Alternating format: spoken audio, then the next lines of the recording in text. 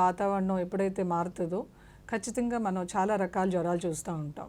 అయితే అన్నిటికన్నా ముందు అసలు జ్వరం అంటే ఏమిటి, దేనివల్ల వస్తుంది జ్వరం? ఏదైనా ఇన్ఫెక్షన్ అయినా కావచ్చు.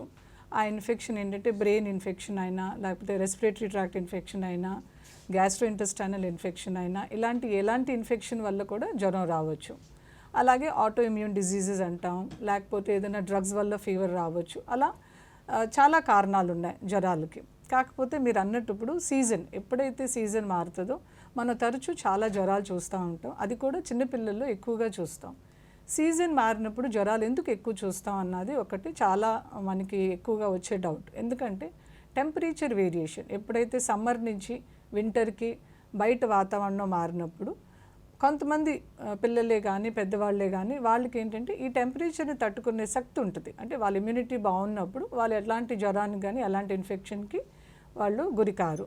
కాకపోతే కొంతమందిలో ఎప్పుడైతే ఇమ్యూనిటీ తగ్గుతుందో, లేకపోతే చిన్నపిల్లలు ఎస్పెషల్లీ లెస్ దెన్ 3 months లేదా అప్పుడే పుట్టిన చిన్నపిల్లలు వాళ్ళల్లో ఏంటంటే ఎక్కువగా ఈ సీజన్ మారంగానే బాడీ ఈ టెంపరేచర్ని తట్టుకోలేక బాడీ డిఫెన్సివ్ మెకానిజమ్స్ ఒక్కొక్కసారి వీక్ అయ్యి వాళ్ళు తరచూ జ్వరాలకి ఇబ్బంది పడుతూ ఉంటారు.